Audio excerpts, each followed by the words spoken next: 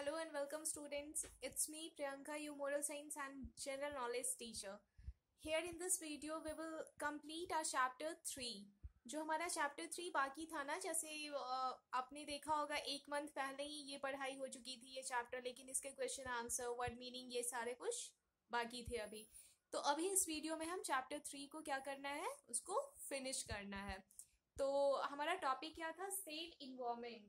मतलब हमारा जो इन्वायरमेंट है, हमारा जो सराउंडिंग है, उसे किस तरीके से सेव करना, उसे हम क्या करें आखिर जिससे वो सेव हो, जिससे वो सुरक्षित रहे, जिससे वो पॉल्यूट ना हो, पॉल्यूशन ना हो उसमें, वो प्योर रहे। तो ये सारा कुछ हमने उसमें देखा था, जिसमें एक स्टोरी भी था कि कैसे वो फूड को वेस्ट करती है और फिर कैसे उसके लिए ये मुसीबत बन जाता।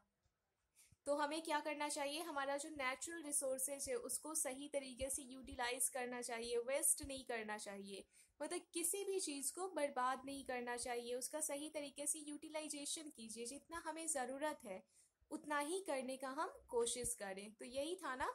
तो इसमें हम देखेंगे कुछ हार्ड वर्ड्स हैं, ज़्यादा नहीं, 2 है बस। उसके अलावा फिर हम क्वेश्चन आंसर देखेंगे अपना। ऑब्जेक्टिव मैंने प्रीवियस वीडियो में ही आपको सेंड कर रखा है। प्रीवियस वीडियो में आपने देखा होगा ऑब्जेक्टिव्स हुआ था, फिर चैप्टर्स भी फिनिश हुआ था। तो इस वीडियो में हमें बस हार्ड वर्ड्स देखने हैं और क्वेश्चन आंसर देखने हैं।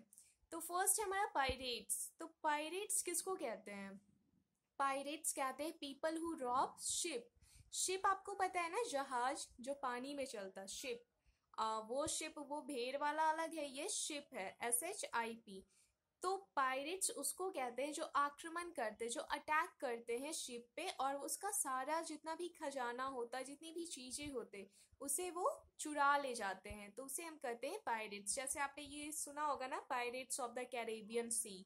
कैरेबियन सी में जो पायरेट्स होते, तो मेनली ये क्या होते हैं, जो शिप पे अटैक करते हैं। मतलब जहाज जा रही होती है पानी में, ठीक है। तो पानी तो चारों तरफ पानी है, बीच में जहाज है, कहीं से कोई रास्ता नहीं है। तो वो फिर उस पे अटैक करते और उसका जितना भी खजाना होता वो सारा कुछ चुरा ले जाते हैं। तो इसे हम कहते हैं पायरेट्स। सेकंड है स्टार्व्ड। तो स्टार्व्ड, यहाँ आपको अगर स्टोरी याद होगा तो वो जो लिटिल गर्ल थी, जो भूख के मारे, जिसकी तबीयत खराब हो गई थी, जिसके पास खाने को कुछ नहीं बचा था लास्ट में, और वो कैसे अपना खाना वेस्ट करती थी, तो इसकी वजह से उसको स्टारवेशन सहना पड़ा। तो स्टार्व्ड क्या होता है, suffered from lack of food. जो फूड की कमी के कारण जो सफर करना पड़ता, जो सहना पड़ता है, जो प्रॉब्लम्स आती है, उसी को हम कहते हैं स्टार्व्ड। तो बस यहाँ पे 2 ही है। इसके अलावा अब हम अपना क्वेश्चन आंसर देखेंगे। तो फर्स्ट क्वेश्चन है हमारा, why should be not throw garbage on a beach. आखिर हमें बीच पे गार्बेज क्यों नहीं फेंकना चाहिए, मतलब कचरा जो होता है वो बीच पे क्यों नहीं फेंकना चाहिए। अगर आप अपने आसपास का ही मोहल्ला देखो ना, तो क्या आप अपने आसपास में, आपका जो गली है, रोड है, तो आप उस पर कचरा फेंकोगे तो वो आपके लिए ही पॉल्यूशन कॉज करेगा ना। मतलब आपको वहाँ पे डर्टी फीलिंग होगी, आपको रहने में वहाँ पे अनईजी सा फील होगा, आप सही तरीके से सांस नहीं ले पाओगे, आप हेल्दी नहीं रह पाओगे। तो ये सारी चीजें होती है। तो यहाँ पे है कि हमें बीच पे कचरा क्यों नहीं फेंकना चाहिए। तो आंसर क्या हो गया, throwing garbage on the beach will pollute the water. ठीक है, पहला चीज तो ये वाटर को पॉल्यूट करेगा, and the near by places, और उसके आसपास का जितना भी जगह है उसको भी ये पॉल्यूट करेगा। The water will become dirty and unfit. उसके बाद पानी क्या होगा, वो गंदा हो जाएगा, जिससे वाटर पॉल्यूशन भी होता है, और अनफिट हो जाएगा, मतलब किसी भी चीज के लिए वो क्या हो जाएगा, फिट नहीं रहेगा, उसमें गंदगी होगी। तो आंसर इसका क्या है, throwing garbage on the beach will pollute the water and the nearby places. The water will become dirty and unfit for any use, मतलब किसी भी यूज के लिए वो वाटर क्या हो गया, अब अनफिट हो गया है। सेकेंड क्वेश्चन है हमारा, what happens when water animals eat garbage. जब वाटर एनिमल्स जो है, मतलब जो एक्वेटिक एनिमल है, वो जब कचरे को खा जाएंगे तो क्या होगा। When water animals eat garbage, जब जो पानी वाले जो जीव हैं वो अगर कचरे को खा जाएंगे, तो then the chemicals and substances enter their mouth and can cause death of organism.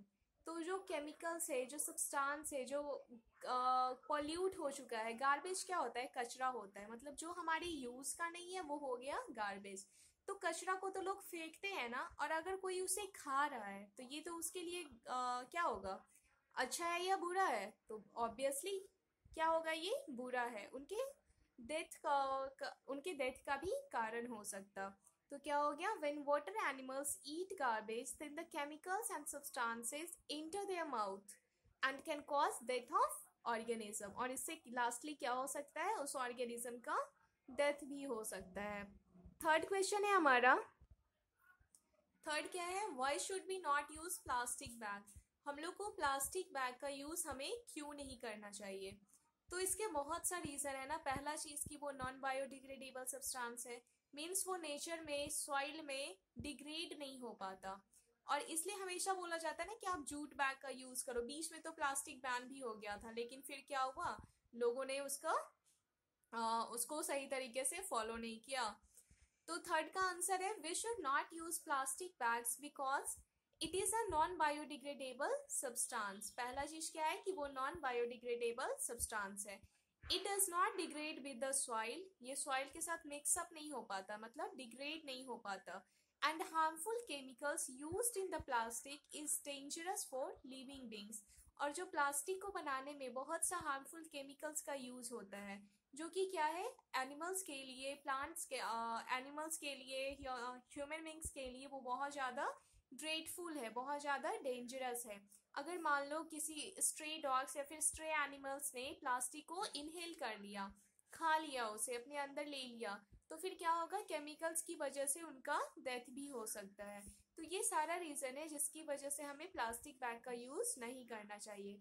Instead of it we should use paper bags, jute bags, इन सारी चीज़ों का आप यूज़ करें, लेकिन प्लास्टिक बैग को नो बोलना चाहिए, से नो टू प्लास्टिक्स। ठीक है, तो ये हमारा यहाँ पे क्वेश्चन आंसर फिनिश हो गया। यहाँ पे हमारा थर्ड चैप्टर कंप्लीट हो रहा है। अब हम फोर्थ चैप्टर में एंटर करेंगे। Till then be happy and be safe. Thank you.